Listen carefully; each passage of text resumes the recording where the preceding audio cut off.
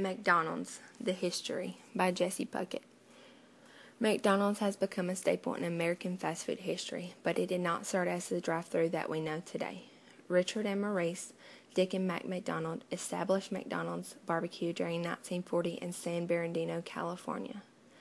McDonald's barbecue was a typical drive-in restaurant for that time, with a menu of wide variety and car hops for delivering food to the customers. After 8 years of successfully operating McDonald's barbecue, Dick and Mac shut down for 3 months to revise the entire restaurant and the way it was operated. In December of 1948, the McDonald brothers reopened their restaurant but dropped the barbecue at the end of the name and was now known as McDonald's. They eliminated the need for car hops by making it a self-serve drive-in with a simple menu and a kitchen that operated like an assembly line, which increased volume and lowered preparation time. In 1954, Ray Kroc, a multi-mixer salesman, traveled to California because the McDonald brothers were using 8 of his mixers. Kroc was eager to see a restaurant that required so many mixers. When he arrived, he witnessed the success of the brothers' restaurant in San Bernardino and suggested that they franchise McDonald's throughout the United States.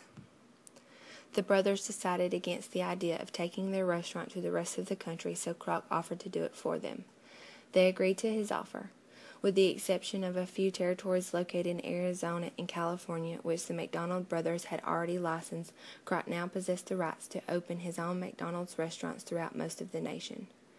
Kroc returned to his home in Des Plaines, Illinois, where he opened up his first McDonald's on April 15, 1955, and he also incorporated his company as the McDonald's Corporation the same year. With his Des Plaines McDonald's up and running, Kroc decided to set out to franchise other McDonald's, but was soon met with difficulty. Kroc discovered in 1956 that the McDonald's brothers had already licensed the franchise rights to Free-Lac Ice Cream Company of Cook County, Illinois. Despite the anger he felt, Kroc did not allow that to slow him down. He purchased back the rights for $25,000, which was 5 times what the Free-Lac Company had paid, and continued on his franchising journey. McDonald's had a slow start in the first few years, but soon hit its stride. By 1959, Kroc had already opened more than 100 restaurants. The 1960s held many great accomplishments for Kroc and McDonald's, one being in 1961 when Kroc bought out the McDonald brothers for $2.7 million.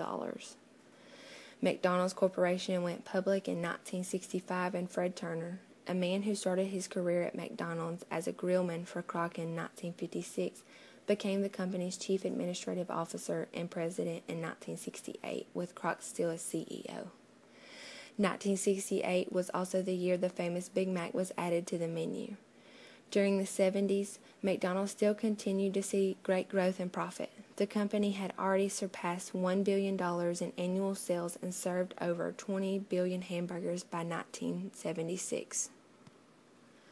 The first drive-thru for McDonald's was opened in Sierra Vista, Arizona in 1974, and breakfast became part of McDonald's everyday menu in 1978. Kroc was a generous man who believed in giving something back, and in 1974 he opened the first Ronald McDonald House, which allowed parents to be closer to their children who were in nearby hospitals.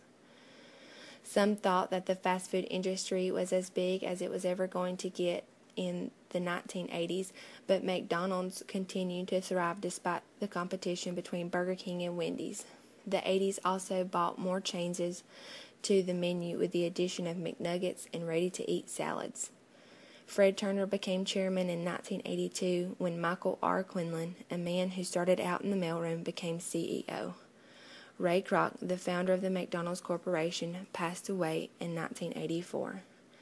By the mid-90s, McDonald's had reached 20,000 restaurants worldwide, despite the setbacks of tried-and-failed menu items like pasta, fajitas, and fried chicken. The 2000s also saw roadblocks for McDonald's when consumers began filing lawsuits stating that eating McDonald's for many years had made them overweight. Soon after, McDonald's switched to a healthier cooking oil and began introducing low-calorie options.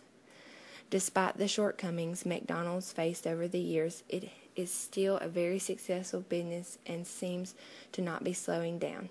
McDonald's now operates in 118 countries with 1.8 million employees and over 34,000 restaurants, with 80% of those being franchised. McDonald's has truly become a primary part of American fast food history.